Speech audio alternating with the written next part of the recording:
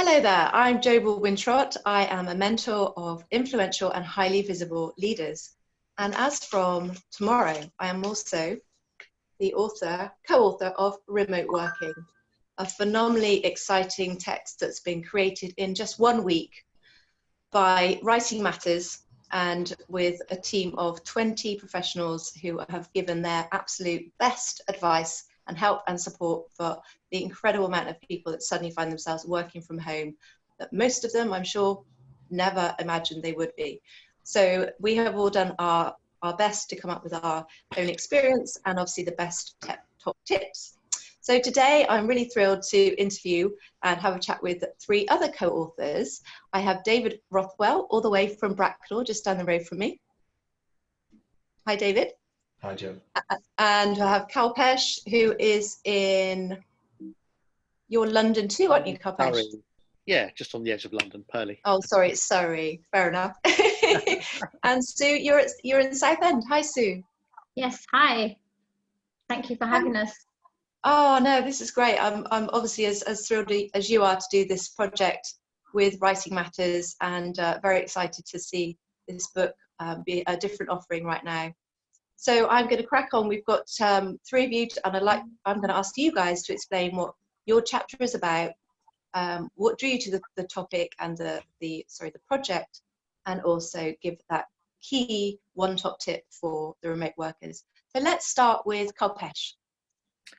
Okay, so thanks for having us on here. First of all, Jo, really appreciate it. And my chapter is about my journey, really. And so I was thinking, so as I was writing, I'm thinking 20 people that are really amazing at whatever they do in the home and remote working space are going to be sharing lots of tools, tips. This is in my head, right? They're going to give lists of like what's useful and all of that. And I thought, let me go for something slightly different. So I actually am sharing my story, my journey as an entrepreneur, because it's all I've ever done. I've never had a job, touch wood. Hopefully I'll never have to have one. And I've always fended for myself. So from the age of 10, I saw what business was about. My dad bought a business and I was right in there. I was totally involved from day one.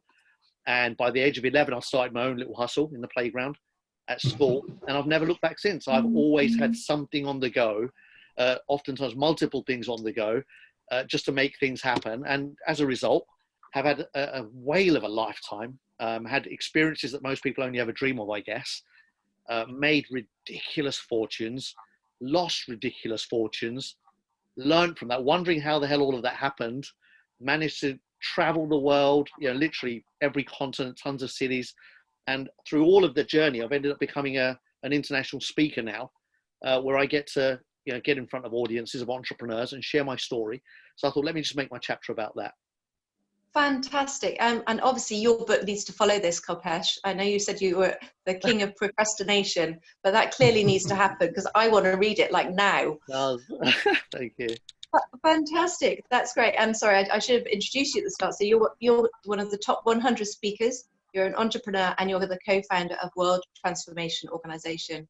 So what drew you to the concept of the book, Kalpesh? The title. So Andrew and myself, we don't know each other personally as such, but we belong to a group together. And he mentioned that he was going to put a book together for remote working or home working. And straight away, I was like, that's all I've done for the last 25 years of my career. That's what I've done.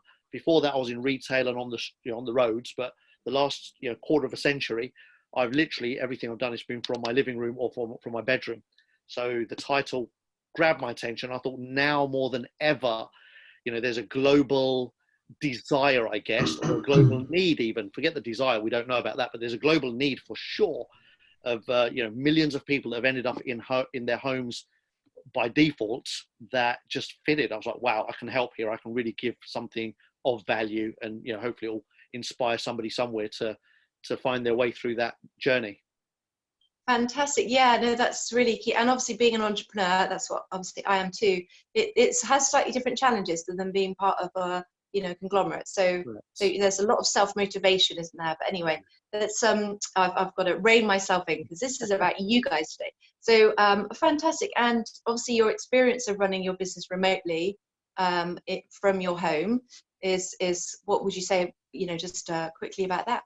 I love it. I wouldn't have it any other way. And so when I'm speaking to friends currently that are suddenly finding themselves at home and they're frustrated and they're getting under each other's nerves and you know, getting on top of each other and you're kind of fighting and getting into arguments. I'm like, it doesn't have to be that way. It's just because it's unfamiliar. You know, if you sit there and create it, it can be completely opposite of all the stuff that you're doing with it.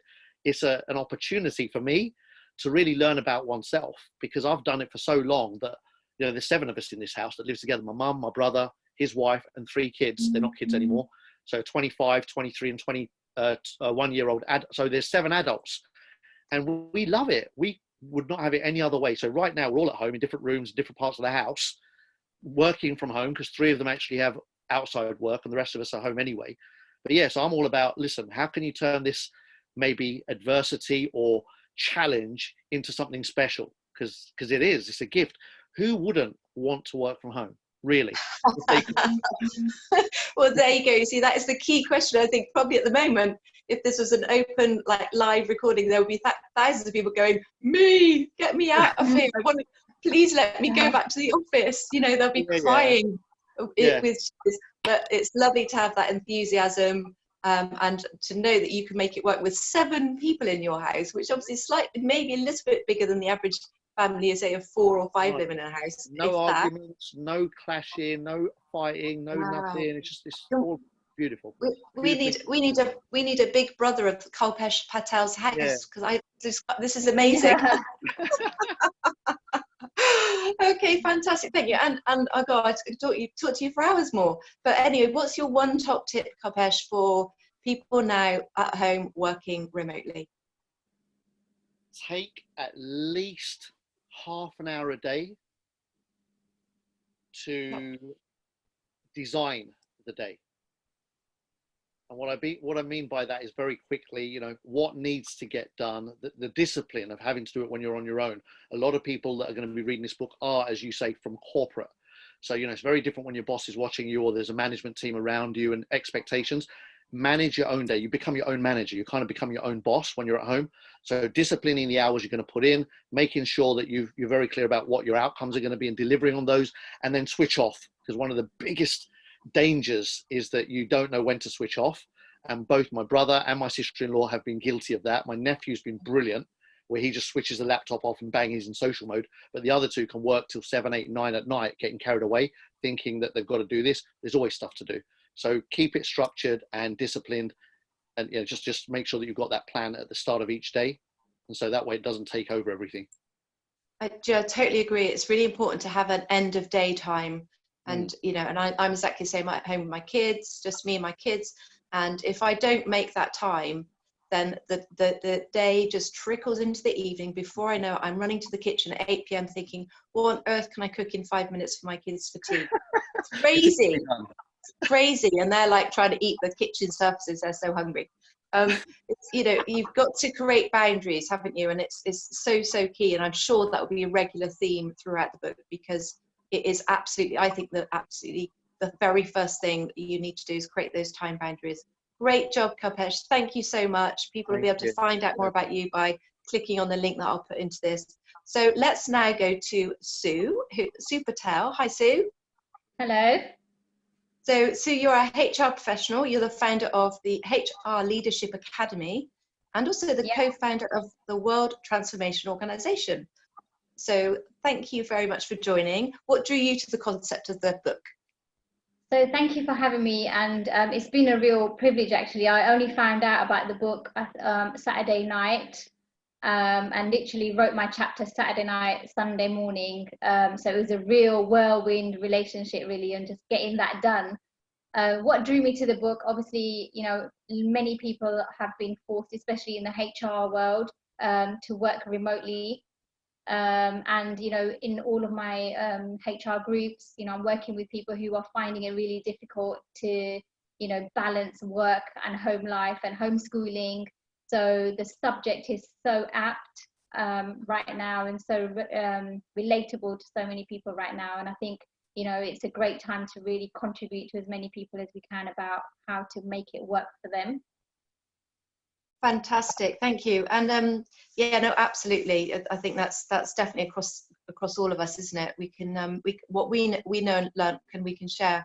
So, and what's your just experience of running your business remotely? How's that worked for you? Yeah, so in 2016, I was literally forced to work from home because I was made redundant from my job. At the same time as well, I just separated from my husband and had to sell my house. So like everything kind of just happened in one, in a short space of time. And I realized that actually, I didn't want to go back into corporate, and the only other option will be to work remotely as a consultant, working with clients and doing a lot of online work. So for me, that's how pretty much I've lived my life over the last 4 weeks, and I've just found it so freeing. I'm able to have total control of my day, my time, and I get to say, I suppose I'm more in control of my day and my time, and what I do with it, which I really love, having that freedom. I don't have the commute to worry about. I don't have the stress of that many people have to get into work at a certain time.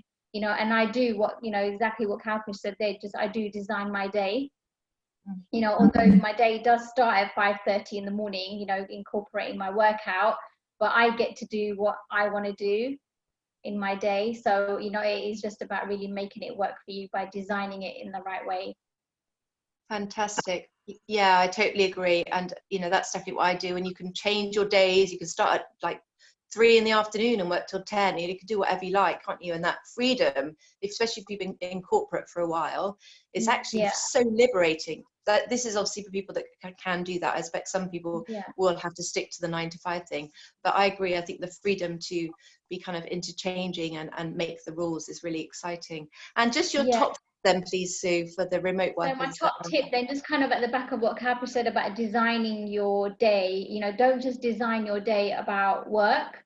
Design your day in terms of, get your actions to be, around what you're going to do for your health, what you're going to do with your kids, what you're going to do with your family, what connections you're going to make. So plan it so that, you're also planning in your breaks, so they're not accidental or non-existent. And also planning, your reading time, your development time, and your social time in the day as well. So for me, that really works. Don't just plan your day around the work stuff that you have to do. Plan it around, the whole of life. Fantastic. Yeah, absolutely brilliant. Because obviously it is all kind of, it's all on top of each other, isn't it, right now? So it's really important to keep all those relationships kind of nurtured. Brilliant. Thank you so much. And last but definitely not least, come on to David, who is a digital business and Google Ads expert. So David Rothwell, hello. Hello, Jo. Thanks very much, like the other said, for having me on and doing this. I really relate a lot to both Kalpesh and Sue. I discovered the book coming along by accident, and I know Andrew and I'm a contributor to a previous book of his, the Sales Genius book. So I was aware of the process. I'm from a corporate background, 20 odd years in corporate IT. And in 2001, I was laid off in the dot-com crash. And with 9/11 later that year, there were hundreds of people chasing every IT job going. So it was impossible to find work again. So I had to figure out some other way to make money and get a paycheck. And after some various things that we did, I accidentally discovered the whole website, online business type thing back in like 2002. And when I saw that Andrew was publishing this book, I thought, well, I've been doing this for 15 years. I've been working from home running digital campaigns and advertising for worldwide clients for 15 years. So this is definitely something that I've got experience of and can contribute to. So last year, amongst other travels, I actually did a 3-month solo round the world trip on my own, and I was working remotely whilst I traveled, and business carried on and nothing went wrong and clients continued to pay me. And actually just 10 days ago, I was in Vietnam. I was at the start of a 4-month trip in Asia that I was going to be doing. And that got completely, chopped off by the whole pandemic erupting. So with that going on, for me, it's like tragically ironic that so many people now are finding themselves in this remote working, home working environment for the first time. And I've just been doing it and taking it for granted for 15 years. And when I explain to people that I'm doing this, they're like, I'd love to do that too, you know. So there's great advantages and flexibility to it all. Funnily enough, I was starting to put it into an online training course. So I'm turning what I know and how I do it into an online training course for people to get the benefit of it.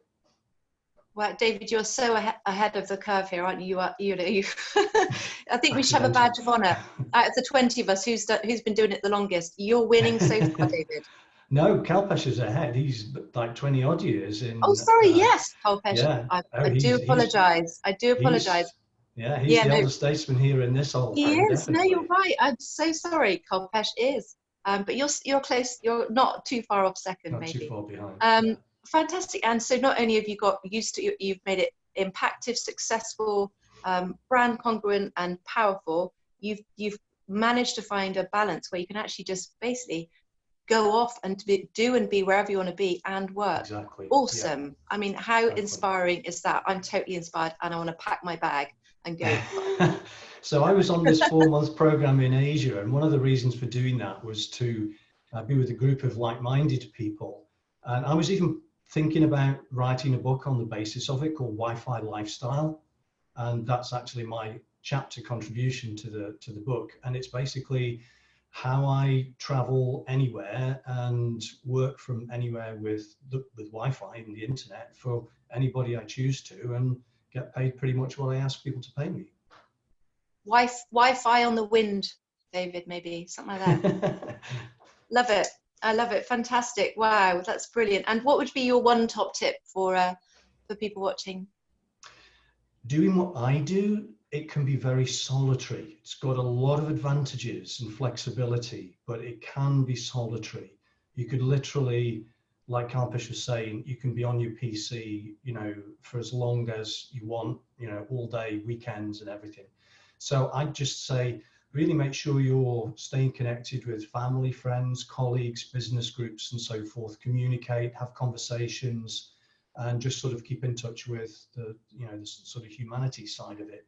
That's never been easier than these days. So we have if this had happened 15 years ago, it would have been unimaginably worse for all of us. So with the technology that we've got, it's just so much easier. Oh, absolutely. I mean, so I've got a TV show and I interview people that have got to do different things, and they've all said, but I love the amount of time now I'm spending with family more than ever online because we can. Yeah. And it's interesting how we're all doing more of it because actually we haven't got all the other distractions. So we're all spending more time connecting, just albeit virtually. Listen, thank you so much, Sue, Kalpesh and David. That was really fascinating. I'm going to leave it there. This is Jo Baldwin Trott. This is our book, Remote Working.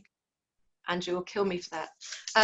But remote working, that is on Amazon, and we're thrilled to be part of this incredible project that will hopefully help all these millions of remote workers out there. Okay, Jo, thanks, guys.